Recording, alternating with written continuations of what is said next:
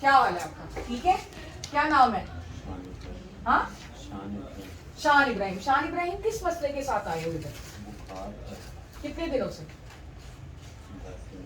10 दिनों से बुखार था। और इसके अलावा वो कब शुरू हुई थी? बुखार के बाद या बुखार से पहले?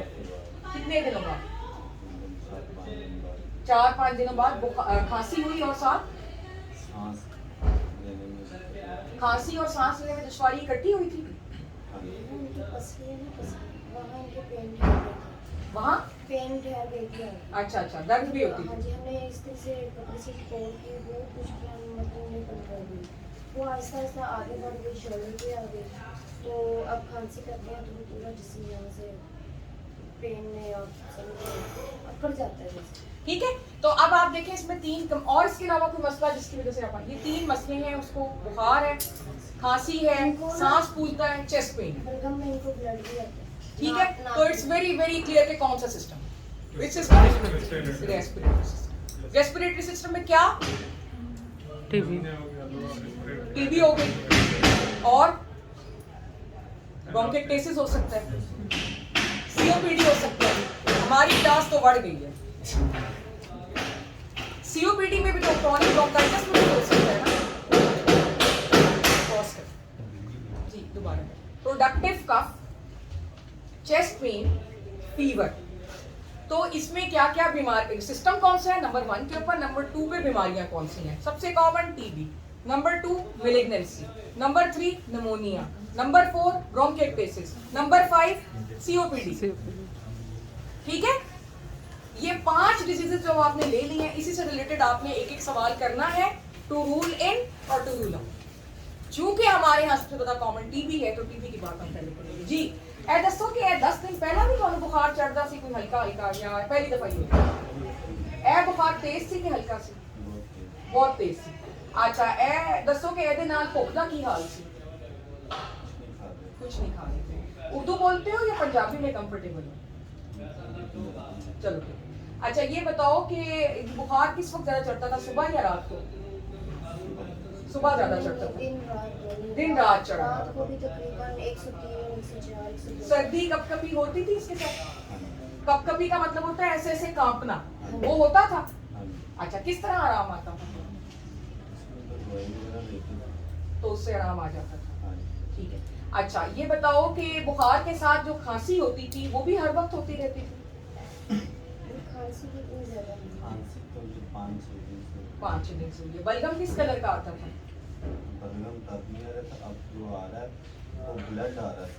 अच्छा, कलर क्या है उसका? व्हाइट कलर का है और ब्लड लाल सुर्ख आ रहा है या गाढ़े रंग का आ रहा है, काला? इसकी क्या सिग्निफिकेंस है कि अगर जीआईटी से ब्लड आ रहा होगा तो वो एसिड के साथ मिक्स्ड होगा तो वो ब्लैकिश होगा, और जो ऑक्सीजनेटेड ब्लड है वो रेडिश होगा। ठीक है, तो अब आपको खून भी आ रहा है। छाती में दर्द किस जगह है? पूरी की पूरी? अच्छा, तो ये सांस लेने के ऊपर इस दर्द को क्या होता है? बढ़ती है या कम होती है? कुछ भी नहीं होता। सांस लेने पर, गहरा सांस लेने पर दबाने से कुछ होता है? क्या होता है? सुकून मिलता है। अच्छा, तो झुकने वगैरह से कुछ होता है कि आगे झुका नहीं जा रहा? ये कौन सी पेन को शो कर रही है? जो इंस्पिरेशन पे ज्यादा हो रही है और दबाने पर जो है वो बेहतर हो रही है, कौन सी पेन है? प्लूरिटिक चेस्ट पेन। तो प्लूरिजी की भी हिस्ट्री है और साथ इसको हेमोप्टिसिस भी हो रही है। अच्छा, तो ये बताएं कि सांस कितना फूल रहा है? मेरा मतलब है कि कितना चल लेते हैं तो सांस फूल रहा है?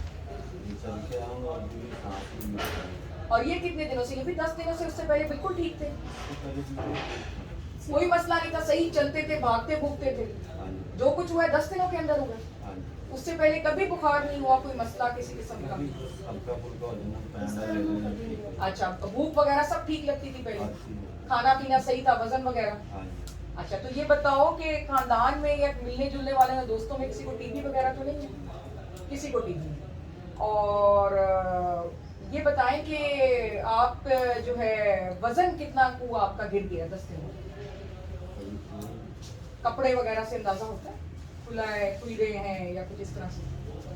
नहीं होता। ये शुरू से ही ऐसे। सिगरेट वगैरह तो नहीं पीते आप? कितने अरसे से सिगरेट पीते? अच्छा, कितनी सिगरेटें पीते? 8-10। तो ये बताएं कि अक्सर औकात सिगरेट पीने की वजह से सीने में जकड़न या इस तरह का छाती का इन्फेक्शन अक्सर औकात होता तो नहीं रहता? नहीं होता। खांसी वगैरह होती है ठंडा वो सिरप वगैरह ले लेते थे। अच्छा, ये बार बार अस्पताल तो नहीं आना पड़ता? उम्र क्या है आपकी? 35। और सिगरेट कब शुरू किए थे? 25। सिगरेट कब शुरू किए थे? तकरीबन 8-10 साल। 8-10 साल से सिगरेट शुरू किए और 8-10 सिगरेट ही पी रहे हैं रोजाना, सही है? अच्छा, तो अब ये हमारे पास history. Any other question which you like to add? बलगम जो है वो बहुत ज्यादा तो नहीं आपको आती? कितना, अगर आप उसको एक कप में भरना शुरू करें तो पूरे दिन में आधा कप?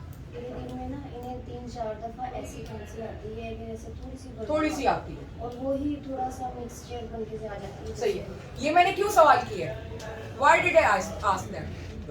बलगम की क्वांटिटी किस कंडीशन में ज्यादा होती है?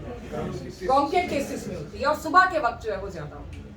सो अभी तक जो 10 दिनों का इसका बुखार है, बुखार अब टूटा है या अभी भी चल रहा है?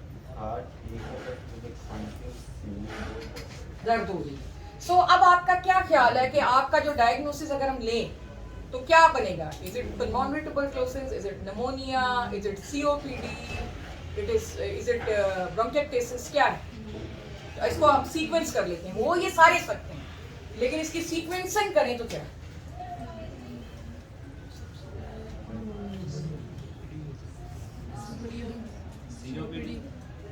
Acute exacerbation of COPD, number 1, number 2. लेकिन चूंकि फीवर हाई ग्रेड है तो नमोनिया को रखें। Fever was never low grade, ठीक है? आपको समझ आ रही है? आप भी एचओ हो। Fever was never low grade और वो इतना टॉक्सिक नहीं होता 10 दिनों के अंदर अंदर, हो भी सकता है, बट पहले हम नमोनिया को रखेंगे। तीसरे नंबर पे हम जो है वो टीबी को रखेंगे एंड ब्रोंकियटिस इज अनलाइकली, ठीक है? अब इसी हवाले से फिर जो है हम उसका एग्जामिनेशन करेंगे। What do you expect to see in general physical examination in this patient? COPD के हवाले से फ्लैपिंग ट्रेमर, पल्स कैसी होगी? We expect to see a bounding pulse because of CO2 retention. और क्या नजर आएगा? Cyanosis, may be palmar erythema अगर वो पिंक पफर है तो। ये सारी चीजें आपके जहन में होंगी तो आप देखोगे ना। वो कहते हैं what the mind does not know eyes can not see, कि अगर मैं COPD एक्यूट एक्सेसरबेशन बना रहा हूं तो मैंने ये चीजें देखनी है। साइनोसिस, निकोटिन या tar staining, bounding pulse, flapping tremor, pulsus paradoxus में भी, ठीक है? लेकिन वो यूजुअली इसमें नहीं आती है। उसके बाद JVP, if it is cor pulmonale, COPD has reached to that extent कि इसने हार्ट को कर दिया, तो फिर मैं JVP देखूंगा या देखूंगी।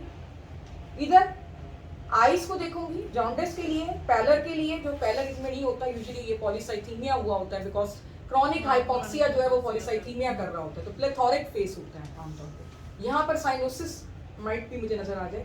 लिम्फेडिनोपैथी, क्योंकि cigarette smoking is a risk factor for CA as well, तो आपने वो भी जरूर देखना है। लिम्फ नोड्स जो है वो सारे आपने देखना है।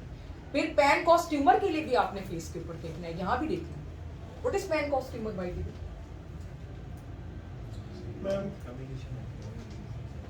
अपर एपिक्स में जो है वो ट्यूमर, एपिकल ट्यूमर उसमें CA लंग के अंदर होता है और वो कंप्रेस करता है यहाँ पे सिंपैथेटिक चेन वगैरह, ठीक है?